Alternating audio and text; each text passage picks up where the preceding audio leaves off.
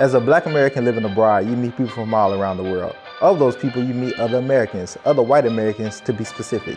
On this segment of Black Americans Making a Mark, Stories Abroad, I'll be sitting down with some black and white Americans discussing social and economic perspectives as Americans living in China and how skin color affects our experiences. Thank you for tuning in and welcome to another segment of Black Americans. Black Americans. Black Americans. Black Americans.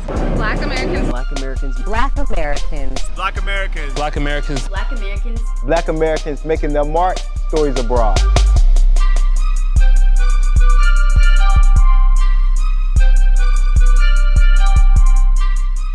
All right, again, welcome everybody, to another segment of Black Americans Making their Mark, Stories Abroad.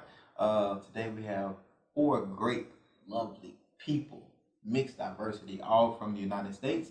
Everybody go around, say your name, where you from in America, and how long you've been here in Xiamen, or China in general. We can start with you, Michael. Hello, my name is Michael. I'm from the United States. I'm from Toledo, Ohio. I've lived in China since the year 2010. That's been a long, long, long time. All right. And I've lived in Ningbo, Okay. in Chengdu, and I've lived here in Xiamen for longer than I care to remember. And for those people who don't know where that is, Google it or Baidu it or whatever. Asia?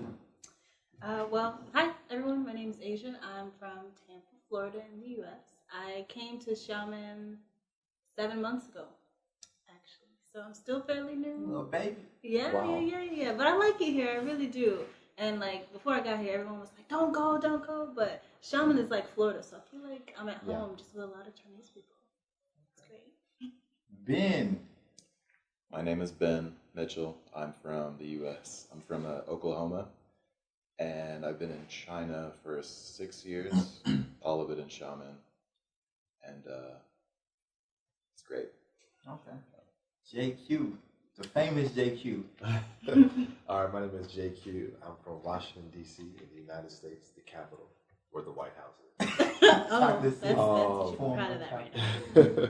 So I came to China also in 2010, but I've been on and off for a total of 6 years. So, yeah. Okay. Well, I'm glad to have all of you here. Some veterans here in China, some babies here in China. I'm a semi-baby, only been here a little over a year, so it is what it is. So let's get into this conversation. Let's get into the first question, okay? As Americans, here in China, what has been people's impressions of you as an American? We can get more specific, as a black American or as a white American. What has been people's impressions of you since you got here? And let's start with Ben. And it can be for Chinese and other non-Americans. Just what has been their impressions, and how's it been maybe different, or what you heard about yourself in America? When I first got here in 2012 in Xiamen, I feel like back then, it was only 6 years ago, but back then people were still kind of shocked to see somebody, even though Xiamen's kind of known for being, there's a lot of foreigners in Xiamen. I had a lot of people tell me that I wasn't American, that I had to be Russian or I had to be something else, which I thought was, funny. It never really bothered me. The thing that I get the most is silence and people looking up and doing this all the time, or just something about my height. When I tell them that I'm from the U.S., they just say, "Oh, America's very good." That's it. Okay.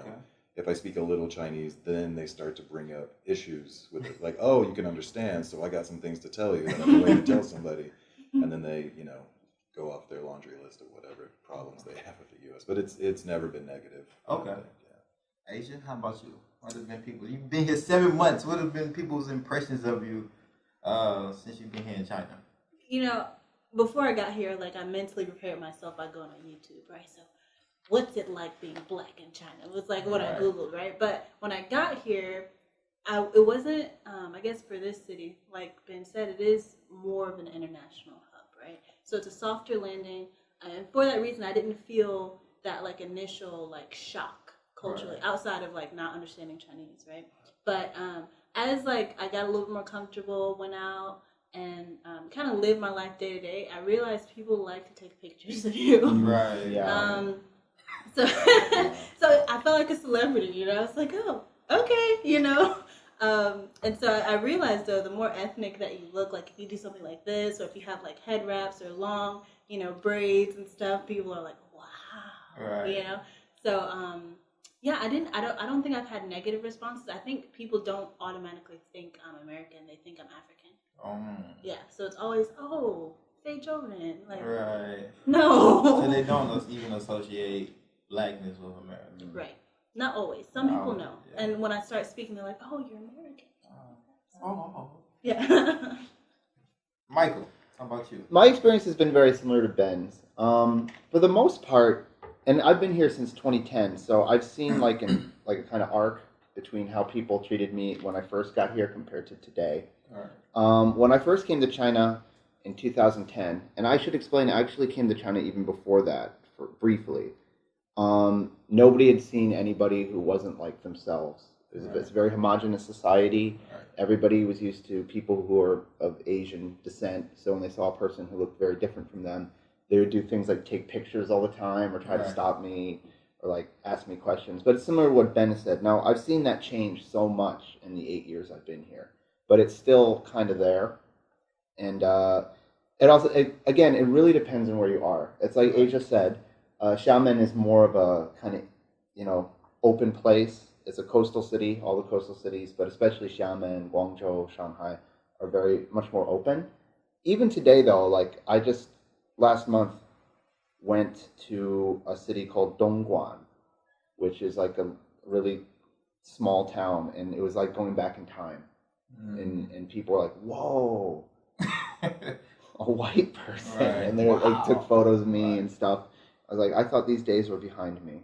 But for the most part, it's been very positive. I don't think there's a lot of discrimination in China towards American people specifically, or even foreigners generally. But when you have lived here for a while, you'll start to notice that there are certain like barriers that are kind of hidden, right? When you're just interacting with people at a friendly level or working with them, you don't encounter them. But when it comes to certain things like going to certain people's houses, or like if you date somebody from this culture, like going home with them, or them telling their parents, or other things like this, government stuff, there's like, they don't want too many foreigners involved. Okay. But you usually don't see that right away. Deep. I'm curious now. The famous JQ. What you got? What you got for us? Well, when I first came, I didn't really speak the language, so I had no idea what anybody was saying, but it was still the same thing. Like, since I'm so tall, Right. everybody's like, "Wow, do you play in the NBA? Right. Are you an NBA player?" Blah blah blah. All the time. And then What you say? Yeah. I'm Kobe Bryant. No. But it was sort of that same type of shock thing. But as years go on and you start to learn the language more, now you understand what they say. Like, Right. especially when you're in the elevator and they say something like, "Oh, I know that word. Oh, I know exactly what you're saying." Right. So sometimes it could be a shock, especially when you see the children and the children see you and they say, "Oh, why go in, mom?" Yeah. Or "Hey, Ren, mom." Yeah. So, but like I said, it's not a racist society. It's very welcoming. Very welcoming. Once you have a Chinese brother, you have a brother for life. Okay. Now let's talk about that. Let's talk about like not specifically racism, but like colorism, right? A little bit, right? So I go back to you with this, JQ. As a Black American, do you see yourself treated differently than your fellow white Americans here in China? Wow, what a powerful question. Need a powerful response. Come on with it. Like, do you just spit it out? Within this community, yes, I would say so. Wow. Yes. What are some of those? And you all can piggyback off of this, of course. So what are some of those differences that you may see that you receive of being treated differently than maybe a Ben or Michael? Just because we all American, but our skin tones are different, right? Well, since I'm in the entertainment industry, usually since I'm in the entertainment industry, usually they their first thing is they do want black singers. All right. You know what I'm saying? They do Right. want black singers, and so it's kind of like I can't actually. You know what? I take that back. I can't say. I don't know if I have the right say because I'm in a different kind of industry. If I was like in the teaching industry, it would be different. Right. Because I'm in entertainment. It's more like So are you saying that like, oh yeah, you can run, sing, and do all this as a black? We cool with that. Like if you're black, you're cool. Are you saying it's right, like that type of right. thing? So if you're black and it's entertainment, it's okay. Right, you're gonna get treated nice, fairly. Right. You know, Right, from right, anybody else, regardless of the skin color. Maybe Right. even a little better because they may think you're better or singer. Or Right, better because of than- their because of your black. preconceptions of your. Ah, Right, based on right. the stereotypes. But as a Oh, teacher, right. it's different, right? Oh, speak on that, Asia. No, really. And I was Speak like, on okay, that. so I wonder what you're gonna. But I'm happy that JQ, you made the distinction between the entertainment industry and the education sector Yeah. because it's pronounced. You will see advertisements for teachers, specifically a white teacher. Mhm. Sometimes they'll go as far as saying blonde hair. Sometimes they'll add in blue eyes, because that's their idea of what a good English teacher looks like, right? I sat in an interview with this one lady for a learning center. I was already working full time. I'd started my own like classes out of my apartment, really cool stuff, right? And she was like, "Yeah, I want you to come and try some classes, demo some classes." Okay, I'm interested. Tell me more.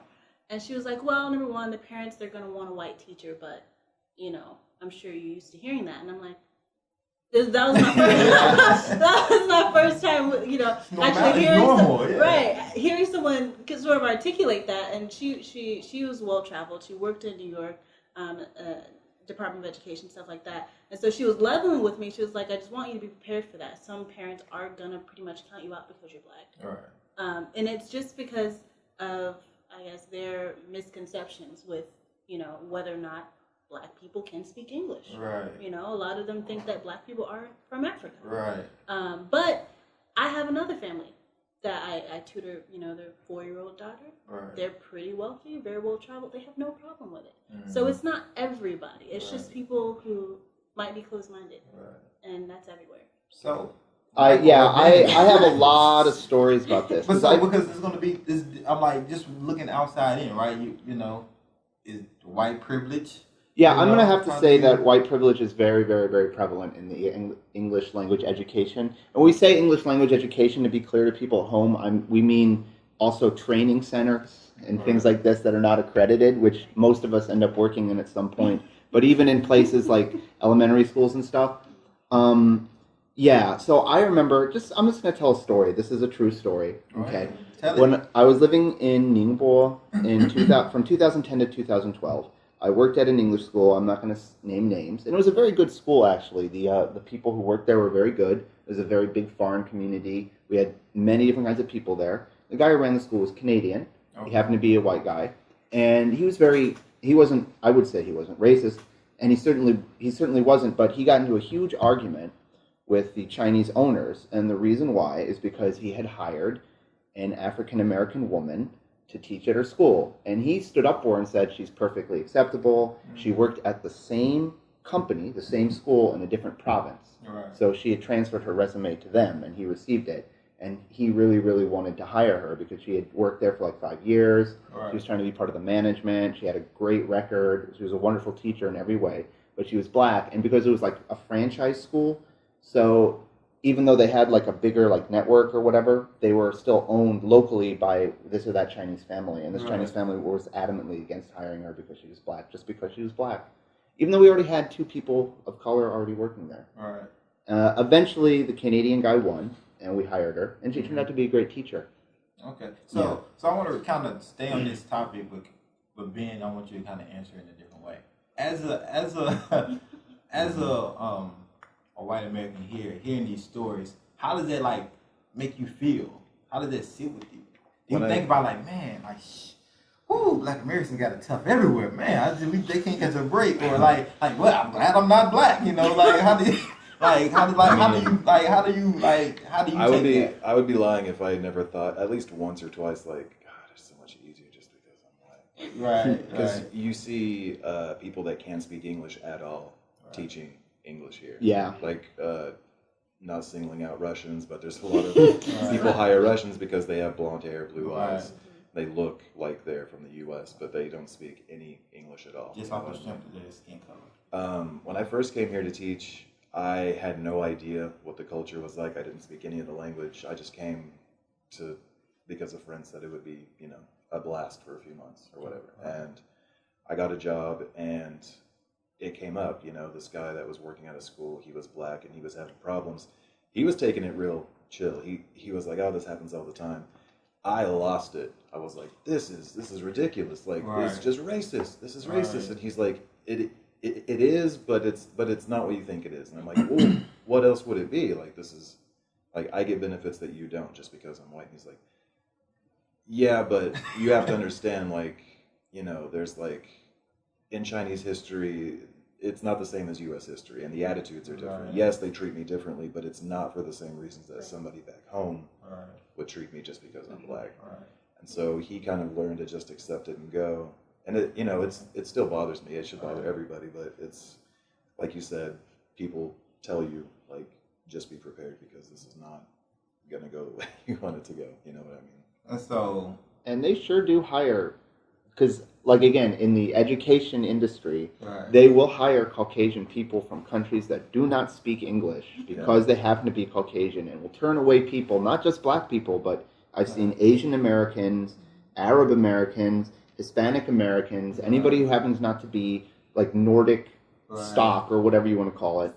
Yeah, like blue-eyed, yeah, whatever we are. I don't know. Like, even people from, like, I would say, because I'm not, I don't know what to say, like, people from, like, South European stock, like, kind of Italian-looking people. Right. In fact, I have an Italian friend. Yeah, I have a guy who's an Italian-American, okay?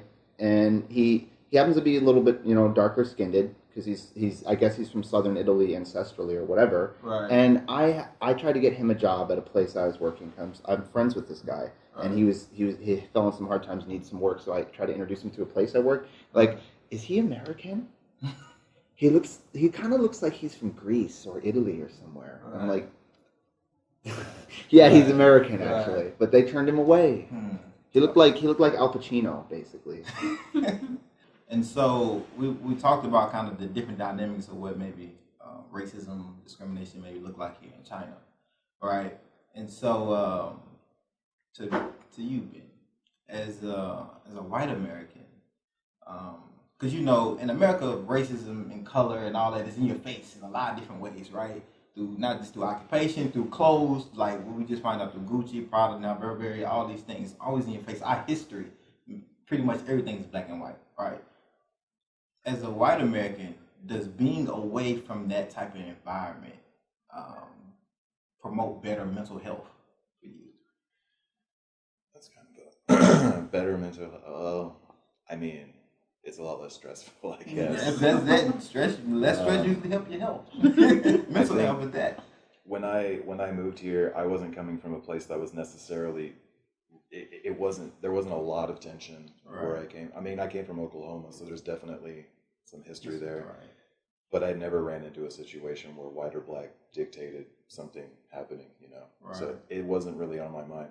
Being here and seeing the news from the outside back home, I don't know, like, it's nice being here and being able to comment on things that are happening back home without having to deal with it, Right. I guess. Like, it sounds like a selfish thing, but it is strange, like, going back home and talking to friends who are in it and have so many opinions on so many tiny things you never even saw on the news, or this politician, or this thing happened, or he said this, or he did this in his past and he should be doing this. Right. To me, a lot of that, I don't know, like being here and seeing the issues and the things that people deal with here and what they try.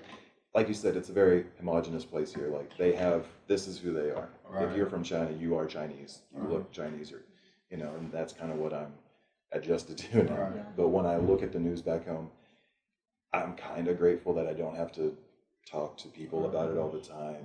Not that I would be afraid to. It's just Is that stressful? I don't know. Yeah. So let's go to you. How do you feel about that, JQ? And just to be completely blunt, right? being black in America is a whole different experience, right? Different reality. So for being a black man at that, right? Like, does it promote your mental health? Does it help it? Like it being just- away from that, being So away. being away from home gives you this peace of mind. Like Come on you're at peace. Come on now, you You're at better peace. say that. But you're looking from the outside in, and it gives you really get to see the details of our culture, the details of Right. what's really going on, Right. instead of being in it, Right. which kind of blinds you. So now that we're on the outside and we're looking in, we're also constantly visualizing what's happening in our country, because what happened in our country affects Americans here Right. sometimes. Right. So, for example, there's a trade war happening Right. that is also affecting us Right. who are living abroad. So, definitely paying attention, but yeah, it affects us. Yeah. Does it help? Do you feel But mentally? I do feel mentally. You free. You better. You feel. I don't have to worry about driving and getting shot today. Oh. Yeah, you Like feel type more of thing, peaceful. you're more You definitely peaceful. feel more peaceful. Yeah. You could and more able to focus. Michael, let's how did Well, it's actually kind of interesting because, you know, I lived in China since 2010, and before that I lived in Japan from the year 2006 until 2010. So I missed the entire Obama and now Trump presidencies Right. entirely outside of the country. So when I was in America, I didn't always understand what people meant when they talked about things like racism, right. white privilege, stuff like this. Like, I knew that it was there because I'd been taught that it was there, Mhm. but I'd never really seen it. And I guess maybe that is kind of because I happen to be white. I came from an area that was mostly white, but we had lots of black neighbors, Hispanic neighbors, Asian, but predominantly white, like maybe 70, 80% white. And then people would always say racism is there, and everybody believed in it, at least all the people the circles I went in. Of course, there are people who didn't. But I never really saw it, and it wasn't until I left the country that the contrast, like stepping outside of like a bright room and then looking back inside, like, oh, it becomes sharper. Excuse me. You don't see how much, you don't really see how much race dictates stuff in America until you've left. So like one example would be, and it's like subconsciously it never registered with me in the States, but when I left, like and this is just one example, just to illustrate like music. So at Xiada, I have many, many, many friends from countries other than the United States, and there are lots of African people who study in China.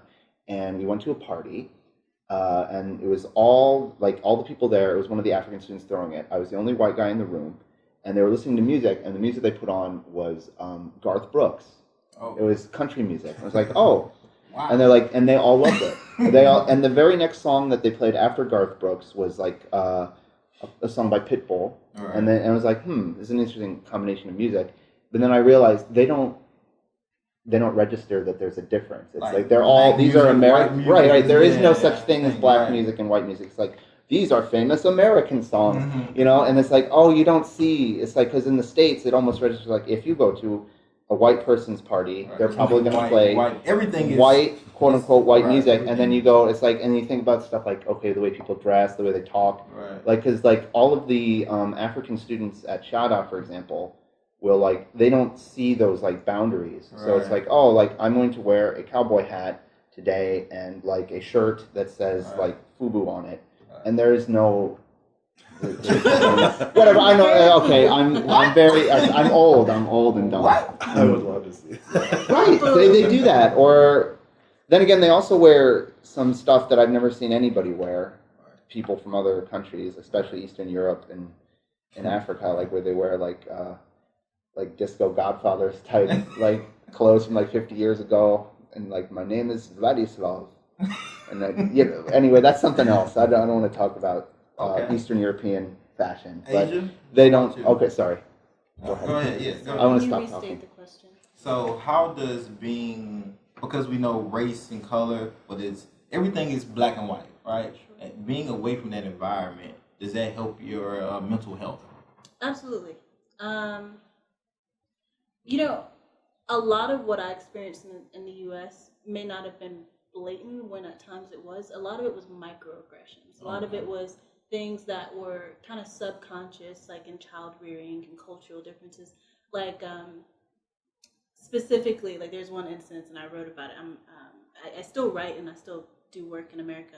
But one of the things I wrote about was being raised as a black kid. We're always told, don't, like if you're sitting in the back seat, don't turn around. Like don't look out the back seat. Don't turn on the light in the car because we thought you can get pulled over for that. Right. If the police were behind you, don't turn around and look at them, kind of thing. Don't look suspicious. Right, exactly. So just think something as simple as that, right? Right. And coming to a place where, for the most part, nobody owns a gun unless you're law enforcement, right?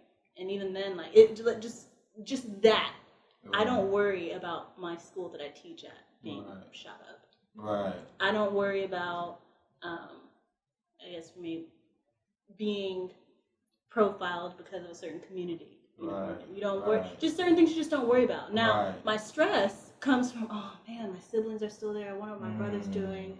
And I wonder what my, and so that's where my stress comes from. I've been completely removed from it, thankfully, and it's just such a weight off my shoulders, Even though China has its own struggles, it's completely different. Completely different. I would say that for the most part, it's not colorblind necessarily, but people definitely look at white and black a different way here. A big negative of that, though, is that you have a group of foreigners who have been here, for a long time, and maybe the habits they had at home that were negative, maybe like blatant racists or people that think they're better than somebody else, can come to China and they can flourish here. Oh, yeah. You'll meet people who are definitely, it'll be a white guy and he's Australian and he'll say, British people suck, Americans suck, Australians are the only real white people, and don't even get me started on black people. It's like, what are you? Right. I think I know who you're talking about. Look at this guy too. But Chapman is a really small community. it's very small, but there are a lot of people that have these ideas, and here nobody checks them. Nobody's gonna take time out of their day to say, what is your problem? What is wrong with you? Because you can just keep walking, and you'll probably never see them again. So let me piggyback another question off of that. So as Americans, as black and white Americans, because we're so used to everything being black or white or black, and in a broad setting, does that make us closer, or does that make us more distant, or is it depending on the person, or how's our relationship? As we all Americans, but we're so used to black and white, and maybe if you're in America, you grew up in an all black community. Do you have that mentality when you go abroad, or if you a white American grew up in an all white community? Do you keep that same mentality abroad, or do you see yourself being more connected with and having more rapport with, for example, JQ, more white people, or being more black people being in the broad setting, or is it like, I'm just do my own thing? I can go to Asia with this one. Well, I mean, the only way I can really put it is like, I think of it as who would be invited to the cookout kind of thing. If I had a cookout at my place, and I meet someone, do I feel like we would vibe well at the cookout? Right. And I would say I can count on one hand in 7 months the number of people who I have said, just, you are not invited, right? Because it takes a certain kind of person to move abroad, number one. Another kind of person to move abroad to China, and so I would say I haven't encountered a lot of the people that Vin talked about, but they are there.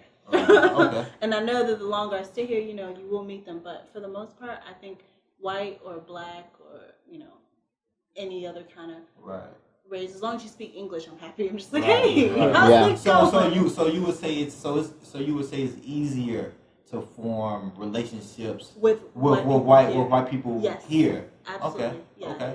Because it's a different, I'm sorry to say this, it's a different breed of white people. If you move to China, I'm serious. Different breed, It's true. different stock. Breeding. Different stock. Really, you're different stock. That's the word you use, right? Because, no, really, if you come from a state like Florida, you have certain white people who believe, not just white people, but you have certain people who believe certain things about China, right? These are people who would never step foot in China. If you are white and you still choose to come here after hearing all the things you've said, that have been said, that makes a difference to me. It's like, okay, all right, you might be all right, kind of thing. And so that's kind of what I. Okay. Anybody else want to go? Well, Yeah. like, oh, okay, Jake, you can go first. The camaraderie becomes stronger Okay. because it's like we're totally on a different planet. Right. So who are we gonna rely on? We're gonna rely on who are we gonna connect with the most? The Most, people right. who are Right. foreigners Right. amongst ourselves. So when you see another American, whether it's white, black, Spanish, or just a foreigner in general, you're gonna feel like, man, yo, we're in this experience together. Right. We're in the same movie. Right. Right. The China movie. You know what I'm saying? We're in the same Yeah. movie, but Right. yeah.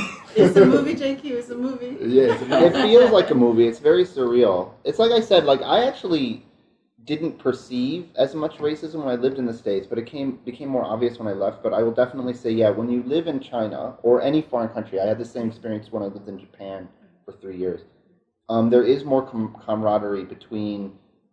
I basically will say I became friends with people that I probably wouldn't have become friends with in the USA by living in China and Japan. But I have that on both ends of the spectrum, and a lot of it does boil down to relying on people.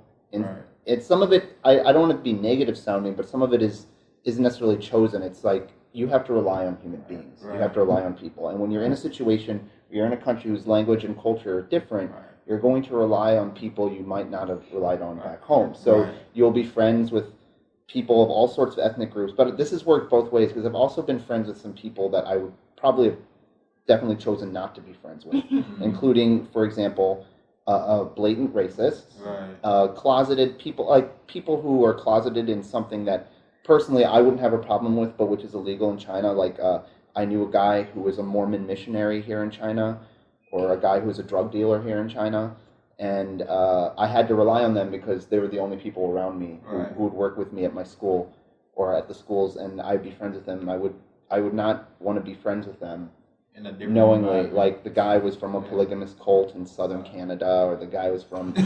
This is true. I met people like this here. Like they, or like he's selling marijuana illegally. Like I have never done that and will never do that. But Michael's the plug.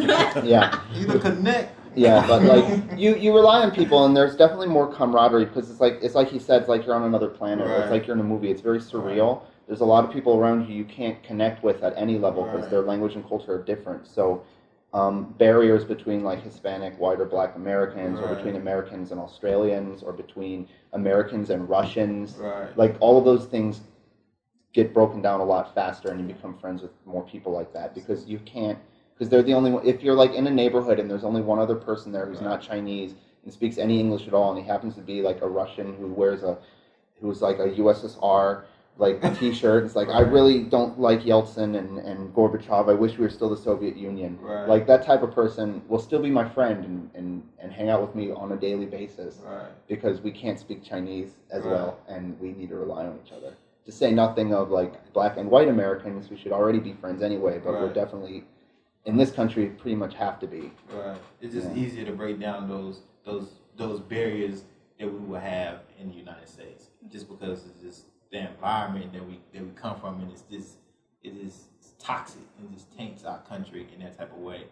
And we already go in thinking like, I'm black, he's white. I'm black, she's white, or whatever. So let me just stay over here. But in this abroad setting, it's like. One, they speak English. That's all. That's all. Yeah. And then they can relate to how I may feel about certain things because we're American. I think the fact that it's China is so different. Like they were closed up for so long. Yeah. No matter what part of the world you're from, if you go to China, it's just as different for you as it is for somebody from the other side of the planet. And it's kind of unfortunate. I mean, it's great that people can come and be friends with people that you would never normally talk to, but at the same time, that kind of engenders this thing where. If you're sitting in a bar or a restaurant and you're looking around for somebody to talk to, and there's plenty of Chinese people to talk to, but you're like, oh, there's nobody here to talk to. It's like, we've been here for, not you guys, but like somebody's been here for like 5, 6, 10 years, 12 years that refuse to learn the language, one, because it's really difficult, and people told you, you don't have to learn Chinese because you live in Xiamen or you live in Shanghai. You don't have to. It creates this sort of thing where Chinese culture, Chinese food, Chinese people are a wall you're constantly running up against. Instead of just actual people you can actually learn to talk to and learn something from. Yeah. And I do that all the time. I'm guilty of it just as much as anybody else. But if I just like check myself and say, you know, he's a guy, he's a person. Right. Ni hao, how's it going? They, Right. you know, Yeah, really inviting. totally. Very good That's point. good. So we're gonna kind of change directions a little bit, slightly, or whatnot. I'll start with you on JQ on this question. How do you feel your social or economic status has changed, not being in a predominantly white society?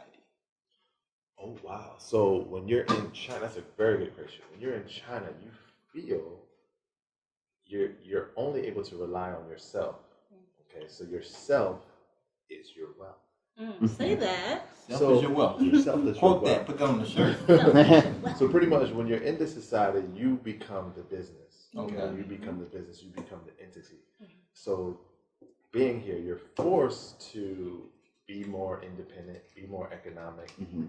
be more aware of how much you're spending.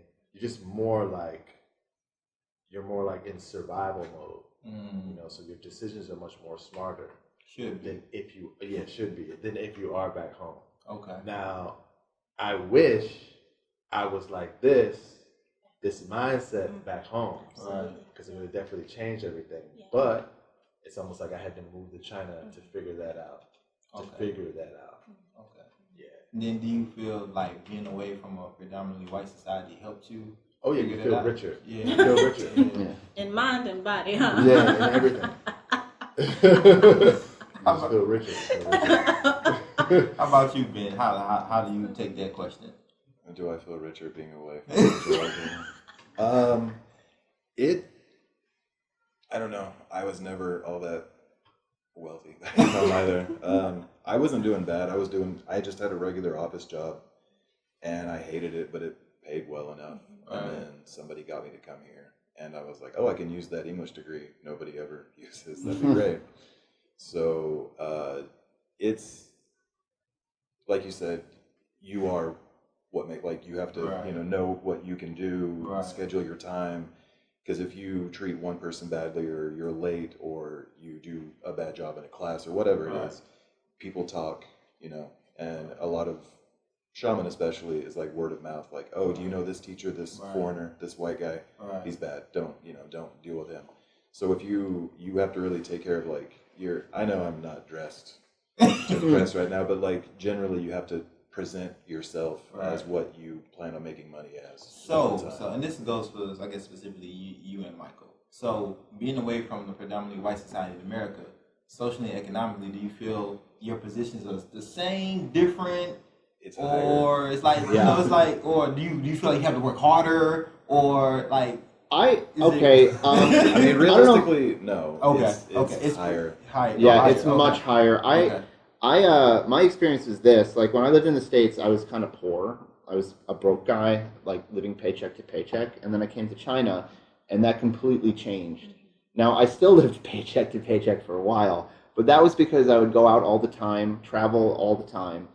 You wouldn't make no smart decisions. Like No, you I was said. making very dumb decisions, and at least for the first couple years, and it was a lot of fun. And then, but like eventually, I started calming down, and I started to realize that like in this country, and maybe this has changed in like the last 8 years, but I still see it as like if you are a foreigner, and I don't mean just white foreigner, I mean anybody Right. who comes here, especially from a developed country like the United States, like you go up a whole tier. Okay. Like you go up. Now, as a white American, I can't really comment on how a black person or another person of color might feel, but in general, I have noticed that but it's so weird. It's hard to explain. I think there is white privilege. I didn't believe in white privilege until I came to China, and it started to become very evident because it's welcome even to the party. Yeah. Welcome. because in China there is more white privilege, I think, than in the United States, because it's the one place where people openly say we won't hire this person to be a teacher at our school because they're black. But even though they have that here, I still think that black Americans, white Americans, anybody who comes to China from outside, we go up a whole tier because the money we make as English teachers is actually a lot better Right. than the average money other people make. Like the women I've dated or men I've been friends with here who are like white collar, I guess you could say, Chinese people, They make like 6,000 RMB a month, which is about $1,000 for people at home. Whereas the lowest paying job I could get full time would be 10,000 RMB a month, lowest, right? And I was like, wow, how am I living paycheck to paycheck when I make this much more money? Right. You're not making good decisions. Yeah, right. That's absolutely correct. Asia? Yeah, I would have to agree with that. I would say that socioeconomically, right? Because being from America, you know, and the way you're supposed to do it, if you go through the right channels and get a job based on your qualifications, you do stand to make a lot more money, right? Even though in American dollars I made significantly more money back home, right? It goes a lot farther here. Much cost of living. Yeah, exactly. And so back home I couldn't have started a business. I started a business here with little, to no like overhead costs, like not too many. Bossed up. Right, low key, right? And JQ said something. He's like, man, I wish I would have had this same mindset. Like, I guess if you couple the lack of stress, you couple the I guess the changes that happen when you are adapting to a new place, and the confidence and independence and like all this stuff to rely on yourself. It's crazy how much more progress you can make in a place, and I'm just incredibly thankful for that because I wouldn't have done this back home. Okay, so we're going into the conclusion questions now. What preconceptions did you all have before coming here to China, and how have they changed now that you've been here 7 months, 6-7 years? Your life. For your lifetime, right? So we can start. We can go back to Asia on this because you've been here 7 months, and so you it's going to be a fresh, preconceptions. And now, like after 7 months, you've been here almost a year now. To be honest, I had no. YouTube. You looked it up on YouTube. Right. I did. Okay, so I guess the only thing I was prepared for was just to be treated differently. Okay. I was just mentally preparing myself for that. Mentally preparing myself for, culture shock, all that kind of stuff. I didn't really have, because to me, Chinese people are people of color. Right. I was like, hey, you're going from one hood to the next one, so let's go. And really, honestly, China is the hood. I did not expect that. I'm serious. Like, I'm gonna like hash all this out. I know I can't explain it to you right now, but China is just so different.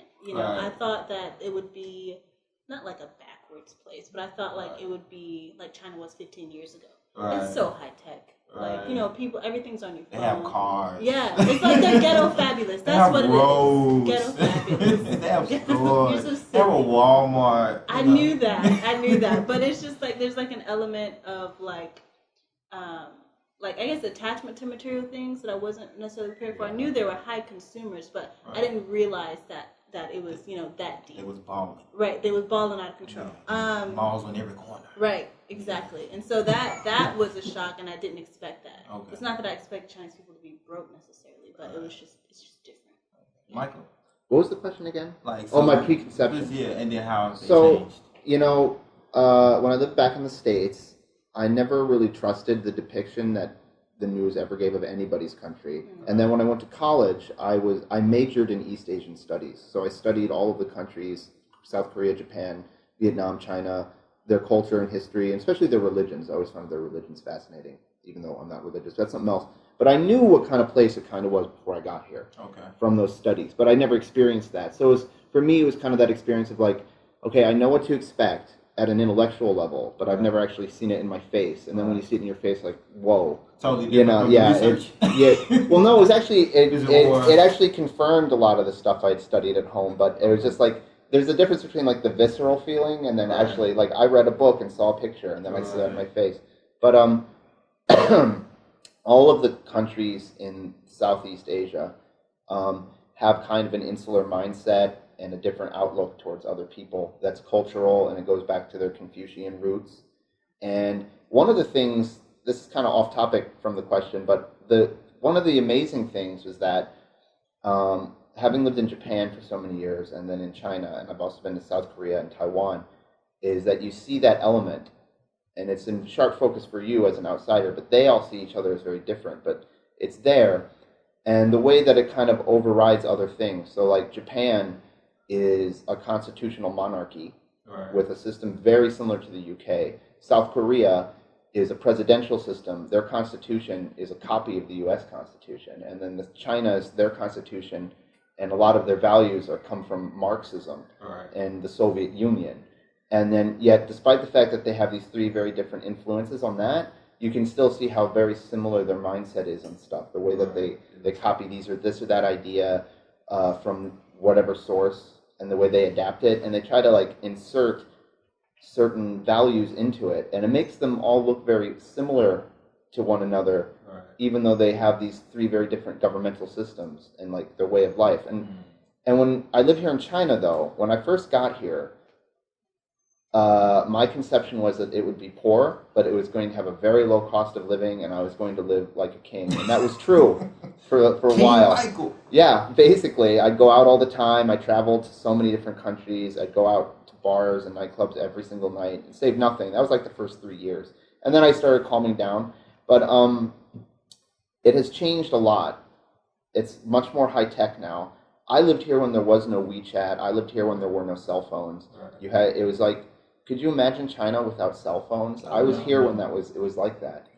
Like archaic. Yeah, but now it's completely different. But there's still a weird contrast because it's still, for me, it's still kind of like a poor country where there's not a lot of money, but everybody spends a lot of money. But there's a contrast between the richest and the poorest. And for the most part, if you're good with your money and you don't spend too much, you can still live here like you did 10 years ago. And most of the people are very insular, and they're not racist, but you're just different from them.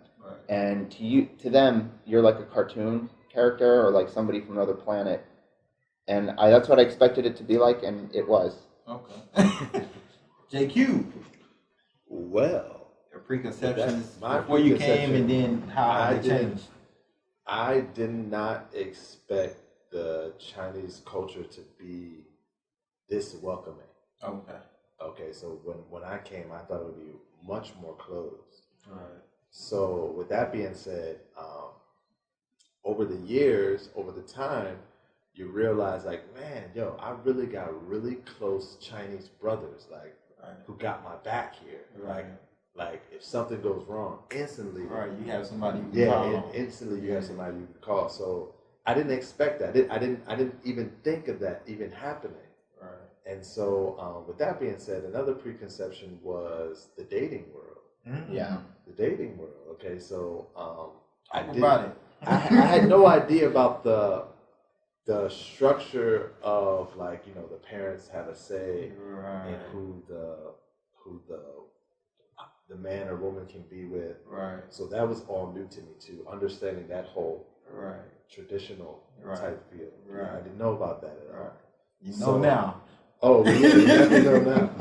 But overall, it is a wonderful place. It is a wonderful place. It's different. It's very different, and I feel like once you come here, you're never the same. Right. You know what I'm saying? Like we're not going to be the same. Ben? I had no idea what it would be like. I think it kind of goes along with what you were saying. As far as I knew, Korea, Japan, China, they were just all China. Honestly, like not in like a negative way, but if somebody asked me, what's the difference between Koreans and Chinese, I'd be like, there's a difference between them. Like I just didn't know. I never took the time to look it up. Right. And I had a friend that moved here, and he lived in Chongqing, which is like the middle. Yeah. It's as China can be, right? Wonderful place. Chinese you can get. Yeah, and he was there, and he was, sending me messages and calling me and stuff. And he's like, you should really come check this out. I hate this city. There's too many people. It's Yeah, I agree with smoggy. you. I'm not a Xiamen guy. I miss the old days. It's too crowded and stuff. But then he moved to Xiamen, and he was like, "This is much better. I can handle this. It caters to foreigners more. It's just easier, Slower pace, maybe." And I still didn't have any idea what it would be like. I was like, "Man, I don't speak the language at all. I have no idea what the culture is like." And he's like, "Doesn't matter. Just come." I'm like, "Okay." So I showed up dressed much worse than this, because like 14-hour flight. I had never left the U.S. before, like never gone overseas, and I showed up and I looked like absolute crap. and they had a problem with my visa or my passport. They said some guy said you look homeless. You look like you're gonna do something wrong. I was like, okay, cool. Change clothes. I get into the airport, I go into the bathroom, and I walk in, and immediately this older man looks up at me and like spits on my shoes. And I didn't know. I was like, Welcome to China. Wow, welcome to China. This is Right. awesome. I was like, wow, I hope this is what it's like. You know, this will be interesting. That was the only like really negative thing anybody's ever done. And then that really set the bar.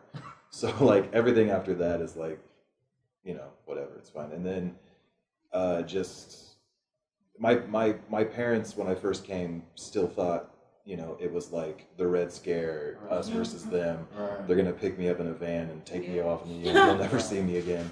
And then I came here, and I was like, nobody's interested in the slightest. They want to take a picture, and they want to go about Nobody's their worried day. about war. Yeah. Like Yeah.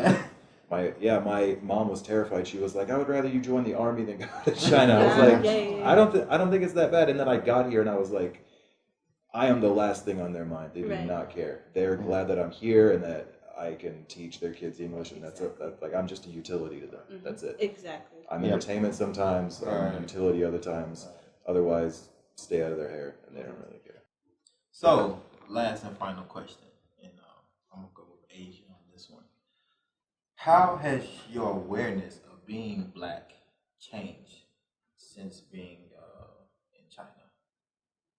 Wow. I would say here I feel it more, but it matters less. Mm. You know, it doesn't feel heavy here. No, really, I'm serious. It doesn't feel heavy here. And I'm not Right. saying that every single day I walked out of my house in Tampa, Right. Florida, I just Right. just am burdened by a heavy. No. Right. I just mean that here there is no context Mm. for being a Black American, Right. right? I don't, except for when I have conversations with my Chinese roommate who didn't understand like the tension. She didn't understand the transatlantic slave trade. She didn't Right. understand there are aspects of Black Americans like Right. that doesn't exist anymore. Right. Okay. To the extent that it did in America. So it doesn't feel heavy here. Okay. But I know that I'm Black because my children remind me that I'm chocolate teacher. Chocolate dropping. Chocolate teacher, but it's just like it's a pleasant thing. It's like Right. yeah, I'm Black and so it's good. I love it. It's not. It doesn't feel problematic. It doesn't feel like there are any connotations. Any like implications for being Black. Basically, Okay. I don't carry any of that American history with me. Okay. And sometimes that feels like a cop out, right? Like I feel like with the things that are happening in the States, I feel Right. like, oh, you should be more like involved. You don't have to defend your blackness. I don't have to defend it. Right. Yeah. Yeah. So it's good. Can you repeat the question? It might be a little different. Oh no, but how has your awareness of being white, not black, being white changed since living abroad here in China? I think it's like I said earlier. There's an attached value to being white, and yeah, being white is a thing back home too. But here, it's like there's a number, there's an actual price to being white, and it's like this is what you are, this is what you're worth. And in the beginning, it was a little weird because I had never, if I You wanted understand your white value more. I understand that there are a lot of places in the world where Right. being white is definitely that's what you want to be if you can be that. Right. I mean, it sounds awful, There's some but products it's like, out there now. That, whew, boy, bleaching is a thing. but it's like, I've known Black teachers and they had to work a lot harder just to Right. get the same thing. Right. I like most of the Black teachers I know, their Chinese is fluent. Right. They work at it. They're like, if I don't do this, Mhm. I'm seen as being lesser than what you are, and you're not great. I'm like, well, okay, it's not that I'm Let's not go great. that far. It's just when I first came, I was like a lot of white American guys that come here. They're like, Right. one, you can drink a lot. It's Yeah. cheap. You can Right. you can drink on the street. That was like Yeah. a selling point to me. Right. Somebody was like, you can drink anywhere you want, All right. which is possibly the whitest thing anybody could ever say. Right. You can drink anywhere, all the beer you want. I'm like, I get it, but I guess I don't even. I've been here for so long. I don't I forget that I'm white Right. in China. I would say that when I do encounter somebody of color or a Black American, it's not nearly as tense as it would be back home. Not that it's super tense back home, but here it's like we're in this together, sort of thing. You know what I mean? But I do acknowledge that the process of getting on here is that much more difficult if you're Black, just because of the notion of just the color of your skin. Not that Chinese people are inherently racist. It's just it's just what they think. It's like harmless, but it's JQ.